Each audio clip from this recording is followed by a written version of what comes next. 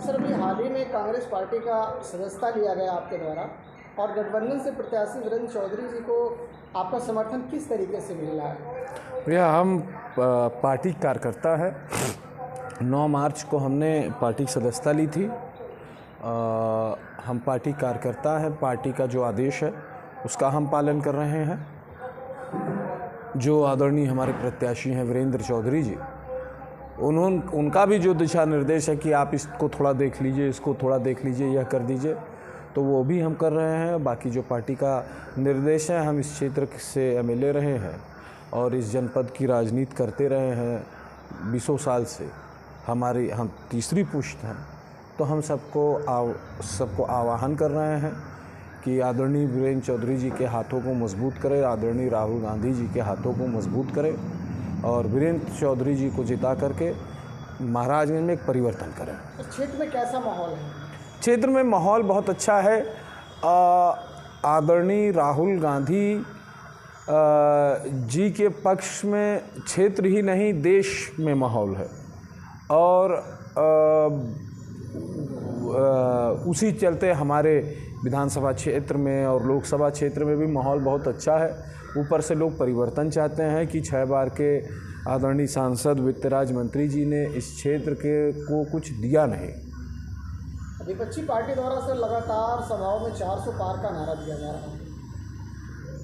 अरे साहब, नारा दे देने से 400 पार नहीं ना हो जाएगा। हम कह दें कि हम 543 सीट जीत रहे हैं, तो अब मान लीजिए जीत रहे हैं।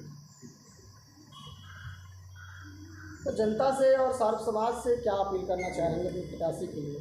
हम इतना ही अनुरोध सभी साथियों से, सभी अपने कार्यकर्तागण से ये कहना चाहेंगे कि राहुल गांधी जी के हाथों को मजबूत करें।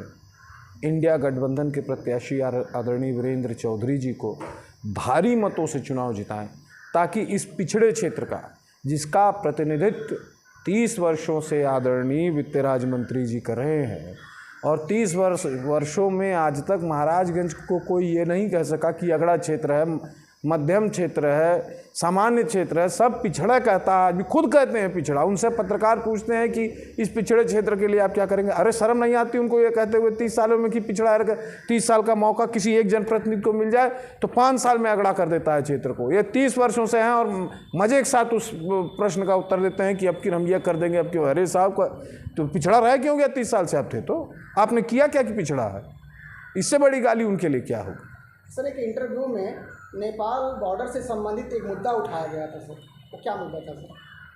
हमारे द्वारा मुद्दा पत्रकार के द्वारा उठाया गया था, आंसर आप किए थे। अच्छा, वही देखिए, कई मुद्दे हैं। आप किस विषय की बात कर रहे हैं, हम नहीं समझ पा रहे हैं।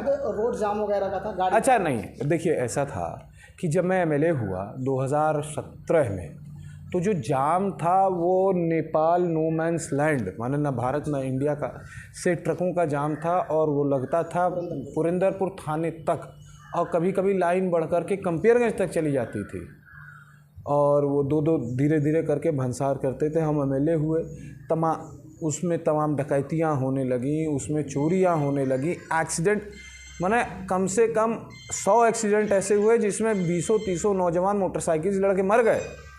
तो यह घातक था, इसको ख़त्म कराया गया नेपाल सरकार से, राजदूत महोदय से, आदरणीय राजदूत महोदय दोनों देशों के, अपने देश से बात करके, और 3 महीने में उस जाम को समाप्त कर दिया। वो जाम तो नहीं कहेंगे, वेटिंग लाइन कहते हैं उसको, नो मैंस लैंड से राम जानकी चौराहा, जो 600 मीटर का होगा। मतलब 600 मीटर में आप भी समझ सकते हैं, 20 ट्रक खड़ी होगी तो 20 ट्रक, यह नॉर्मल विषय है, यह हरदम रहता है।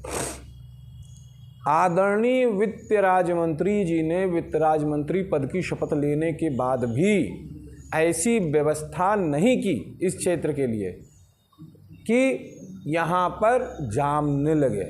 वो कहते हैं इंटीग्रेटेड चेक पोस्ट खुल रहा है, बन रहा है, उसका मौखिक उद्घाटन हो गया, उसका विजुअल वो हो गया, लेकिन लाइनें आप देख लीजिए। ये जाम कब समाप्त होगा? 30 वर्षों में तो नहीं हुआ। बहुत बड़ी मंडी थी नौतनवा की, गिट्टी मंडी। कोई ऐसा नौतनवा का व्यक्ति नहीं था जो वहाँ से रोज़गार अर्जित न करता हो।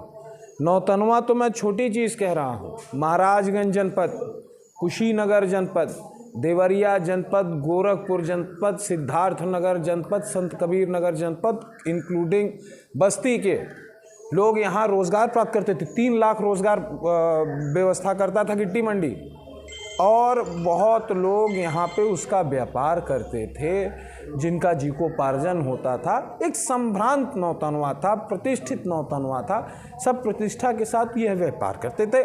जिसका 10 रुपये का लागत होता तो 10 रुपये का व्यापार करता था, जिसका 10 लाख का होता तो 10 लाख का, जिसका 10 करोड़ का। मैंने हर प्रकार के व्यवसायी थे, और वो व्यवसायी आज नौतनवा से पलायित हो रहे हैं, छोड़ के नौतनवा जा रहे हैं। ऐसा क्यों?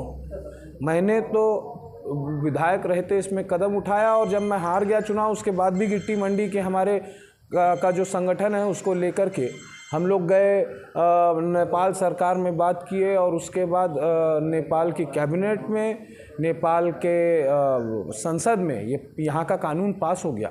अब कुछ नहीं बचा है, भंसार बचा है उस देश का भी, इस देश का भी। टैक्सेशन तय हो जाने तो टैक्स मिनिस्टर कौन है? फाइनेंस मिनिस्टर ही टैक्स देखता है ना। अगर केवल एक दस्तखत कर दें, या जाकर के वित्त मंत्री ऑफ नेपाल से मीटिंग कर लें, तो पुनः 3 लाख रोज़गार। ये कहते हैं रोज़गार दूंगे, इतना महीना देंगे, उतना महीना देंगे।